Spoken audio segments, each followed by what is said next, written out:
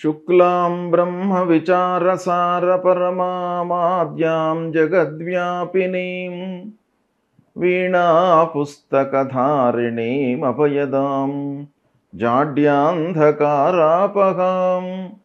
హస్తే స్ఫాటికమాలికాం విదదతీం పద్మాసనే సంస్థితాం వందే తాం పరమేశ్వరీం భగవతీం బుద్ధిప్రదాం శారదాం.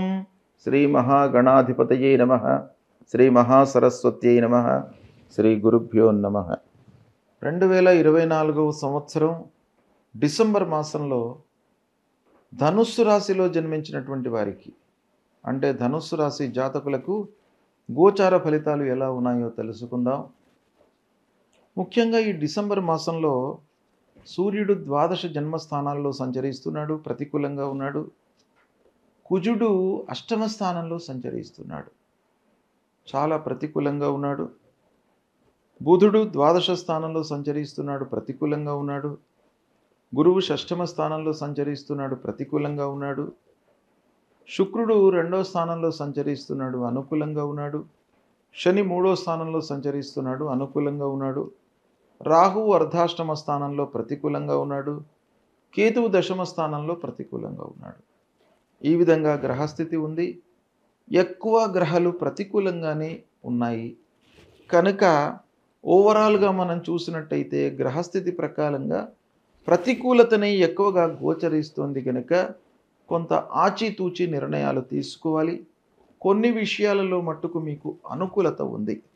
ఏంటంటే ఇంటి వాతావరణం మీకు బాగా కలిసి వస్తుంది. భార్యా పిల్లలతో సంతృప్తిగా ఉంటారు. కుటుంబ పెద్దలతో చర్చించి అన్ని నిర్ణయాలు తీసుకుంటారు. ఆదాయం స్థిరంగా ఉంటుంది. ఉద్యోగస్తులకు ఆఫీసులో అధికారులతో, తోటి ఉద్యోగులతో మనస్పర్ధలు సంభవించే అవకాశం బాగా కనబడుతుంది. కాబట్టి ఉద్యోగస్తులు కొంత జాగ్రత్తలు తీసుకోవాలి. ఇక అన్నదమ్ములు బంధువులతో కలహాలు తప్పవు. సాహసించి నిర్ణయాలు తీసుకోకండి. వ్యవసాయదారులకు, పారిశ్రామికవేత్తలకు మిషనరీల మూలకంగా ఆటంకాలు ముందుకు వస్తాయి. చేతిలో ఉన్నటువంటి వ్యాపారము లాభసాటిగానే కొనసాగుతున్నప్పటికీ ఏదో రకమైనటువంటి ఆందోళన, పనులు అనుకున్న సమయంలో కాకపోవడము, వాటి మూలకంగా పనులపై మనకు మనస్సు దూరం అవుతుంది. ప్రారంభించినటువంటి పనుల లోపల ఆటంకాలు బాగా కనబడుతున్నాయి. ఆలస్యంగా పనులు పూర్తవుతాయి. పిల్లల చదువు విషయంలో మట్టుకు కొంత శ్రద్ధ వహించాలి. కొంత మీరు శ్రద్ధ తీసుకున్నట్టయితే పిల్లల యొక్క భవిష్యత్తు బాగా సెటిల్ అయిపోతుంది. మంచి సంస్థలలో వాళ్ళకి అడ్మిషన్స్ లభిస్తాయి. చదువు విషయం లోపల మట్టుకు కొంత శ్రమించినట్టయితే మీకు బాగా కలిసి వస్తుంది. ప్రయాణాలలో ఆటంకాలు కనబడుతున్నాయి. అలసట బాగా ఉంటుంది. అనవసరమైనటువంటి ఆలోచనలతో పనులు నిలిచిపోవడము లేదా స్లోగా ముందుకు జరగడము ఇలాంటివి కనబడుతున్నాయి. ఆర్థిక పరిస్థితి అనుకూలంగా ఉన్నప్పటికీ చేయు వృత్తి లోపల మట్టుకు అసంతృప్తి బాగా కనబడుతుంది. ఇక ఉద్యోగ ప్రయత్నంలో ఉన్నటువంటి వాళ్ళు తాత్కాలికంగా ఏదో ఉద్యోగం లభిస్తుంది కానీ శాశ్వతమైనటువంటి ఉద్యోగం కొరకై ఇంకా ప్రయత్నాలు చేయాలి. దాన్ని విరమించుకోకుండా ప్రయత్నాలు చేసినట్టయితే మీకు చాలా ఫలితాలు కలుగుతాయి. ఈ విధంగా ప్రతికూలతనే మనకు ఎక్కువగా కనబడుతుంది ధనుస్సు రాశి వారికి. కాబట్టి ధనుస్సు రాశి వారు ముఖ్యంగా సూర్యుడు అంగారకుడు అష్టమ స్థానంలో ఉన్నాడు, ప్రతికూలంగా ఉన్నాడు. సాహసించి ఏ పనులు కూడాను చేయకూడదు. ముఖ్యంగా కలహాలలోకి వెళ్ళకూడదు. మధ్యవర్తిత్వం వహించకూడదు. కనుక బుధుడు, గురు, రాహు, కేతువు, సూర్యుడు, కుజుడు చాలా గ్రహాలు ప్రతికూలంగా ఉన్నాయి కనుక ప్రతినిత్యం కూడాను ధనుస్సు రాశి వాళ్ళు చేసుకోవలసినటువంటి పరిహారం ఏంటంటే నవగ్రహ స్తోత్ర పారాయణం చేసుకోండి. సూర్యుడు మొదలుకొని కేతు వరకు ఉన్నటువంటి అన్ని మూలమంత్రాలను కూడాను ఒక ఏకాగ్రతతో 9 సార్లు పారాయణం చేయండి.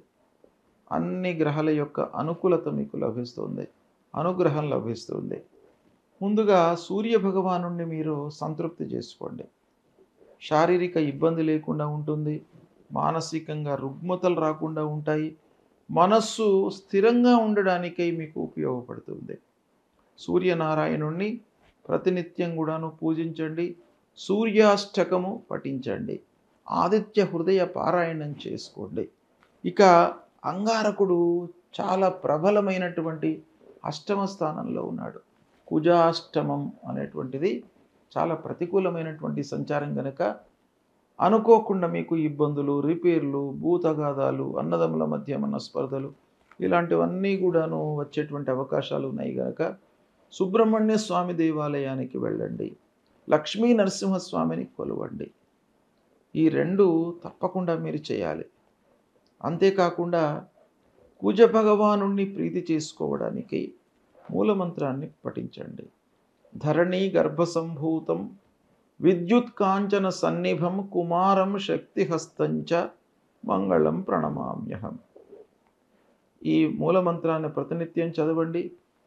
లక్ష్మీ నరసింహస్వామి యొక్క చేయూత కొరకై కరావలంబ స్తోత్ర పారాయణం చేసుకోండి.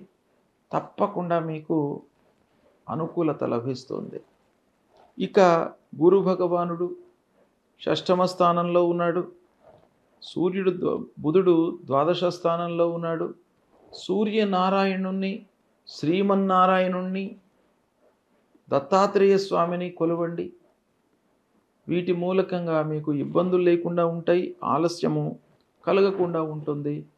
అమ్మవారిని ప్రతినిత్యం కూడాను పూజించండి. దుర్గా సప్తశ్లోకి అని ఉంటుంది.